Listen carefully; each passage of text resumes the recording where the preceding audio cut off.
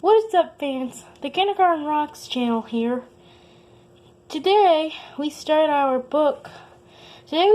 new book called Junie B and that Meanie Jim's birthday. But before we start that, just wanted to remind you that I'm hoping everybody is having a good weekend. Well, we're still dealing with this hot weather, but anyways. And anyways, today's story is called Junie B Jones, that Meanie Jim's birthday.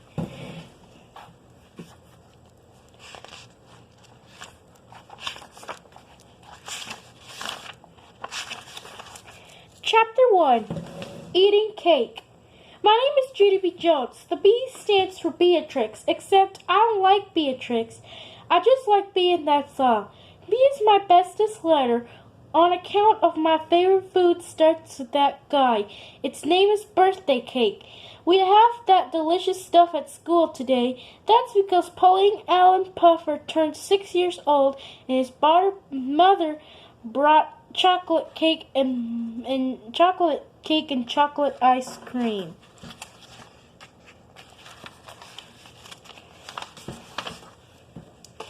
And chocolate milk to room 9.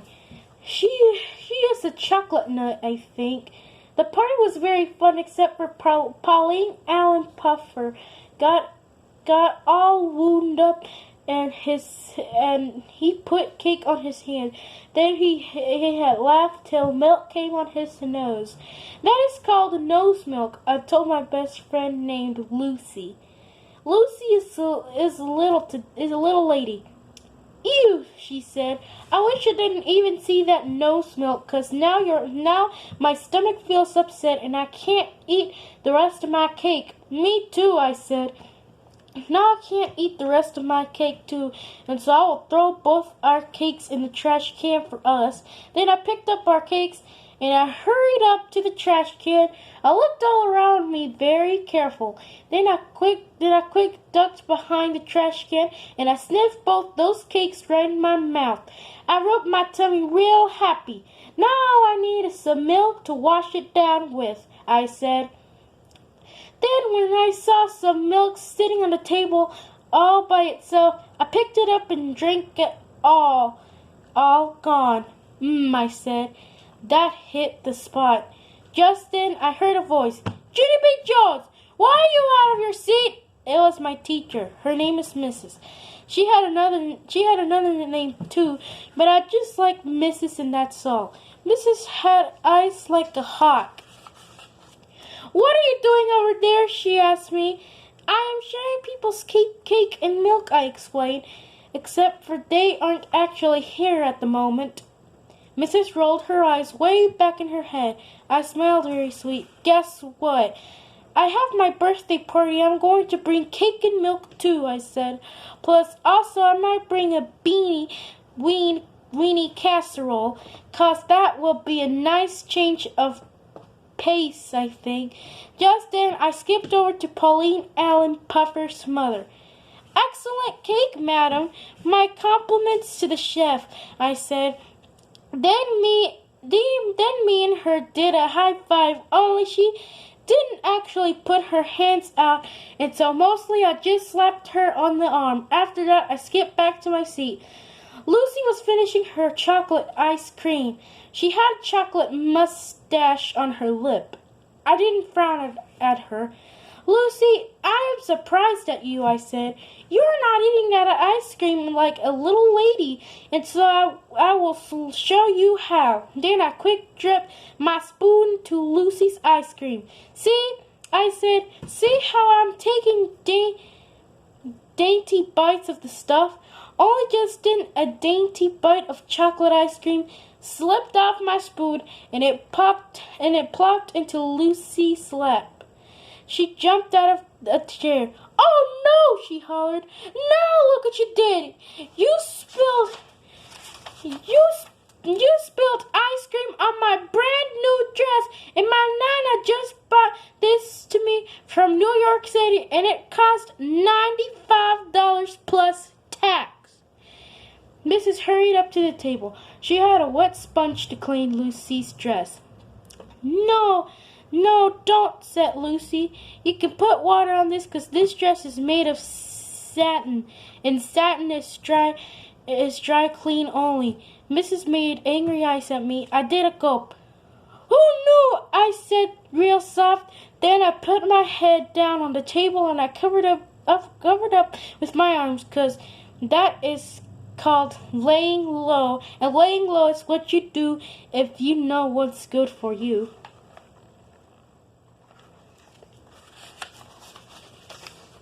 Be right back. Chapter 2. Tapping on that Jim's head.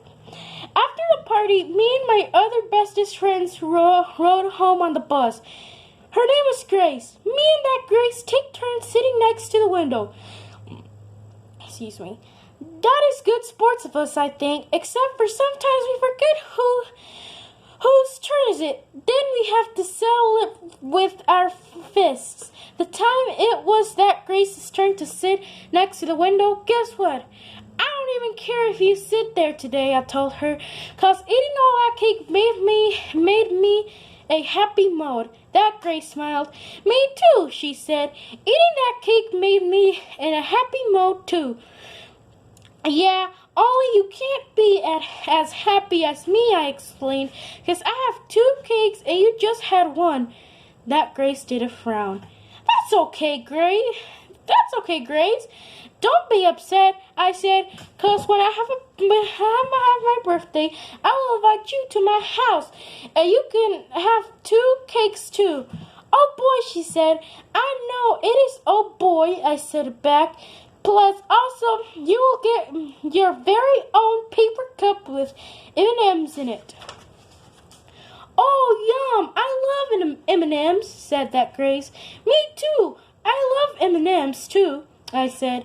On account of the chocolate doesn't melt on your hands, just the colors melt on your hands, and that's all. I smelled real big. And here's another good thing, Grace. When you come to my party, you'll get your very own party hat, and you will play Twister. Plus, also, we will play the game where you shout bingo. Only I keep on forgetting the name of that one. Just then, a meanie boy named Jim jumped up from his seat. Bingo! Stupid, he shouted. Its name is Bingo, with a moron who would even want to come to a stupid party like yours. He made his voice real loud, so even bodies could hear. At my house, I have cool birthday parties, he said. Like last year, my party was named Clawing Around, and we had 2 clowns from the circus, and they made balloons, animals, and did magic tricks. I leaned way close to his face, so I said, I don't even like clowns. Clowns are not normal people. Plus, my very own grandpa, Frank Miller, can make balloon animals too. Except for they all look like wiener dogs. Only he's working on it. That Jim wasn't even listening to me. He just kept on talking after his parties. This year my party's named Old MacDonald's Farm. And a real farmer is bringing a petting zoo right to the front yard. And he's going to bring a lamb. And yeah, only here's the thing, I said. I didn't actually know you were having a party on Saturday, and so good news. I think I can make one. No, shouted that meanie boy. You are not coming. Now go away. I tapped on him again. Yeah, only I was just kidding about the ponies, I said. They hardly ever stomple you properly. I don't care. Stop bothering me, he shouted. I stood on my tippy toes and looked at his head. Love your hair today, I said. That Jim sweated at me. Get away from me, he hollered. You're not coming to my party, and that's final. Just then, a big lump came into my throat. A big lump is what comes before crying. It hurts to swallow. I sat down and hid my face in the sweater. Darn it, I said, 'cause I think I really would have enjoyed myself at that thing. Then my bestest friend named Grace put her arms around me, and she patted me real gentle, and she let me sit next to the window. Well, guys, hope you enjoyed chapters 1 and 2 of Junie B. Jones at Meanie Jim's birthday. Thank you for watching. Have a good day.